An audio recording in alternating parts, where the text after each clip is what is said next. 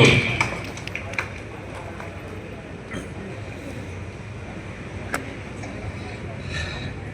எல்லோருக்கும் வணக்கம். ரொம்ப மகிழ்ச்சி, உங்களெல்லாம் பார்த்ததில்ல ரொம்ப சந்தோஷம். எனக்கு நிச்சயம் பேச வராது. பாட்டு எவ்வளோ நேரம்னாலும் பாட சொல்லலாம் பாடுவேன். திடீர்னு அண்ணன் சொன்ன மாதிரி தான், பெஞ்சமின் அண்ணன் சொன்ன மாதிரி தான் எனக்கு பார்த்தீங்கன்னா, நான் இப்போ விஜய் டிவி போயிட்டுருக்கிறேன், வெளிநாடெல்லாம் சுற்றிட்டுருக்கிறேன். முதல் முறையாக ஒரு படத்தில் நடிக்கிறதுக்கு எனக்கு ஒரு வாய்ப்பு கிடைச்சிருக்கு. திருநெல்வேலி பக்கத்தில் வள்ளியூர்னு ஒரு ஊரில் தான் அந்த ஷூட்டிங் போயிட்டுருக்கு. நேற்று டிஓர் அம்மா வந்து ஃபோன் பண்ணி இந்த மாதிரி நம்ம ஊரில் வந்து நம்ம மாவட்ட ஆட்சியர் அலுவலகத்தில் ஒரு நிகழ்ச்சி இருக்குது, நீங்கள் கலந்துக்கணும், ஏன்னா நம்ம மண்ணை சேர்ந்தவர் அப்படின்னு சொன்னாங்க. அதனால் நைட்டு கிளம்பி நான் வந்துட்டேன். வந்தோடனே மேடத்துக்கு ஃபோன் பண்ணி சொன்னேன். அதே மாதிரி நம்ம நல்லப்பள்ளி தாசில்தார், எங்கள் ஊர் சிவாடி கிராம அதிகாரி அவர்களும் ஃபோன் பண்ணியிருந்தாங்க. ரொம்ப மகிழ்ச்சி. இந்த அருமையான உங்களெல்லாம் சந்திப்பதற்கு, உங்கள் முன்னாடி பேசுவதற்கு வாய்ப்பு தந்த தமிழ்நாடு முதலமைச்சர் ஐயா அவர்களுக்கும், நமது மாவட்ட ஆட்சித்தலைவருக்கும், நாடாளுமன்ற உறுப்பினர் மணி அண்ணா அவர்களுக்கும், வந்திருக்கும் அனைத்து கட்சி பிரமுகர்களுக்கும், அரசு ஊழியர்களுக்கும் மனமார்ந்த நன்றி தெரிவித்துக் கொண்டு, மேடையில் அமைந்திருக்கும் அத்தனை பெரியவர்களுக்கும் நன்றியை தெரிவித்துக் கொண்டு,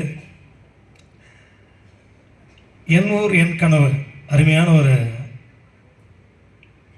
விவாத தலைப்பு. பார்த்தீங்கன்னா, இப்போ நான் வெளிநாடெல்லாம் போயிருக்கேன், போகிறேன், பாடுறேன், சுத்த முடியாது. அங்கெல்லாம் வந்து சுதந்திரம் கிடையாது. கண்டிப்பாக நீங்கள் ஒன்றுக்கு போனால் கூட 8 கிலோமீட்டர் போயிட்டு நீங்கள் எங்கேயாவது போயிடணும். அந்த மாதிரி ஒரு நாடு இதெல்லாம். நம்ம இந்தியா தான் வந்து சுதந்திரமான நாடு, ஜனநாயக நாடு. எங்கே வேணாலையும் போகலாம், எங்கே பெண்களையும் சுற்றலாம். அந்த மாதிரி ஒரு நாடு இந்தியா மாதிரி வந்து எங்கேயுமே வராது. அதே போல தான் நம்ம தமிழ்நாடு மாதிரி எங்கேயுமே வராது. நான் எத்தனையோ மாநிலத்தில் நம்ம பாடியிருக்கிறேன். ஏன்னா எல்லா மாநிலத்திலும் நம்ம தமிழ் மக்கள் இருக்கிறாங்க. அவங்க நிகழ்ச்சிக்கு நம்மளை கூப்பிட்டு பாட வைப்பாங்க. அங்கெல்லாம் போனால் கூட அவ்வளோ சுத்தம் கிடையாது. இவங்க சொல்கிறாங்க நம்ம தமிழ்நாடு விட, மும்பையெல்லாம் பார்த்தீங்கன்னா, மும்பையில் பக்கத்தில் ஏர்போர்ட் பக்கத்தில் அவ்வளோ குப்பைகள் இருக்குது.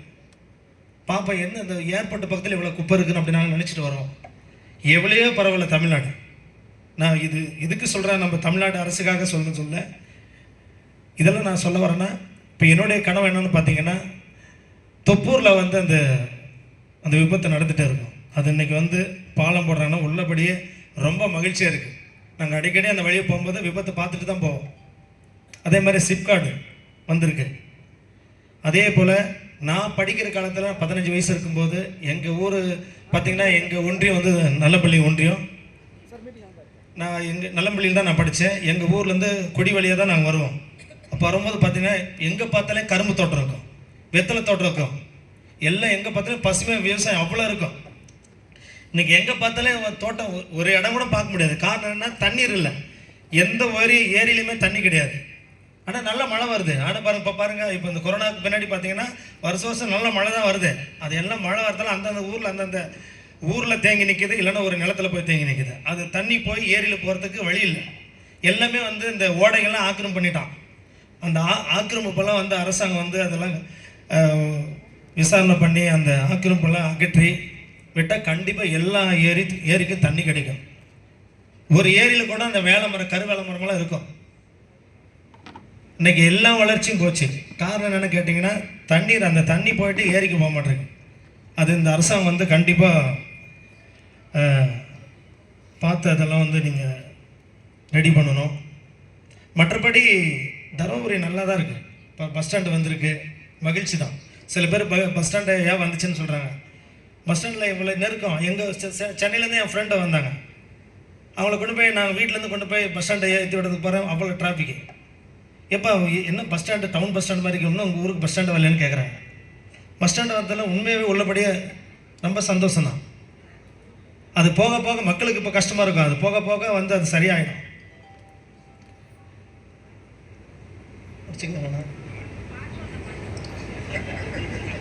வேற எல்லாமே சொல்லலாம். அதே மாதிரி பசங்களுக்கு வந்து பெற்றோர்கள் வந்து இந்த வண்டி வாங்கி கொடுக்குறாங்க, பெரிய பெரிய வண்டியெல்லாம் வாங்கி கொடுக்குறாங்க. அது தாறுமாறாக ஓட்டிகிட்டு போகிறாங்க. அது நான் ஒரு நாளைக்கு கலெக்டர் சார்கிட்ட வந்து ஒரு மனு கொடுக்கலான்னு நானே நினச்சேன். அப்போ 3 பேர் 4 பேர் போகிறான். நிறுத்தி கேட்டால் அவன் சண்டைக்கு வரான். காவல்துறை மட்டும் என்ன பண்ணுவாங்க? இன்னைக்கு அடித்தா உடனே அவங்க மேலே வந்து கேஸை கொடுக்க வைக்கிறானுங்க. உடனே ஃபோன் பண்ணுறான், ஒன்றிய செயலருக்கு ஃபோன் பண்ணுறான். அந்த எந்த கட்சிக்காரருக்கு தெரியல. ஃபோன் பண்ணி சார் இந்த மாதிரி எங்கள் போலீஸ் பிடிச்சிட்டாங்கன்னா அவங்க பிடிக்காதான் செய்வாங்க. ஹெல்மெட்டு போட்டு போகணும். அதெல்லாம் நம்ம பெற்றோர்கிட்ட தான் இருக்குது. கண்ணா பத்திரமா போடா, இப்போ அந்த பையன் கூட போகிறவன் வந்து உனக்கு சனி முடிச்சிட்டு போது, நீ ஒழுங்காக போயிட்டு ஒழுங்காக வண்டியில் ஒழுங்காக அவங்க பக்கத்தில் உட்காரும்போது அவனை மெதுவாக ஓட்ட சொல்லிட்டு நிறைய விபத்து ஆகுதுங்க. இப்போ போன வாரம் பார்த்தீங்கன்னா எங்கள் ஊரில் ஒரு பையன் இறந்துட்டான். ஹெல்மெட்டு தலை நசிங்கி போச்சு. வெளியூரில் போய் படிக்கிறாங்க, கோயம்புத்தூரில். அங்கே போயிட்டு வண்டி ஓட்டும்போது லாரி ஏறி தலை நசிங்கி போச்சு. அப்போ அங்கே 10 பேர் என்ன பேசுகிறாங்க, இந்த மாதிரி ஹெல்மெட்டு போட்டிருந்தா ஒன்றா இருக்க மாட்டோம், நம்ம உயிர் பிடிச்சிருப்போம். அப்போ தான் நம்ம அதை யோசிக்கிறோம்.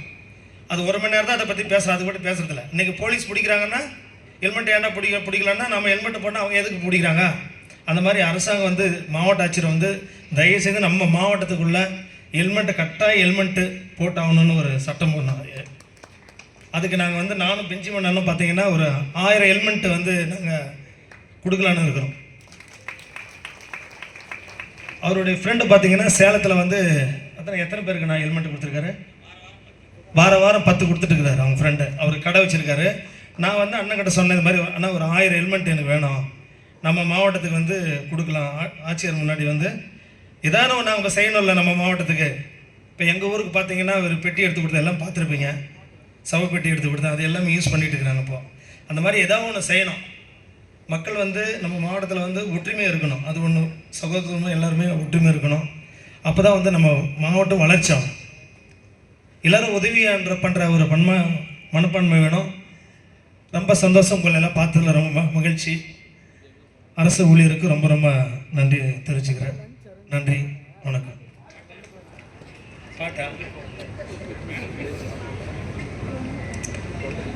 நெல்லின் விதை போடாமல் நெல்லும் வருமா, வேர்வை அது சிந்தாமல் வெள்ளி பணமா, வெள்ளை இளஞ்சிட்டுக்கள் வெற்றி கொடி கட்டுங்கள், சொர்க்கம் அதை தட்டுங்கள், விண்ணை தொடுங்கள்.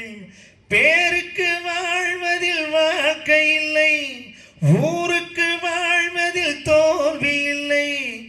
ஆனந்த கண்ணீரில் அபிஷேகம் நான் செய்தேன், என் கண்ணில் ஈரமில்லை. ஒரு கூட்டு கிளியாக ஒரு தோப்பு குயிலாக பாடு பண்பாடு. இறை தேட பறந்தாலும் திசை மாறி திரிந்தாலும் கூடு ஒரு கூடு. என்னென்ன தேவைகள் அண்ணனை கேளுங்கள். ஒரு கூட்டு கிளியாக ஒரு தோப்பு குயிலாக பாடு பண்பாடு. இறை தேட பறந்தாலும் திசை மாறி திரிந்தாலும் கூடு ஒரு கூடு.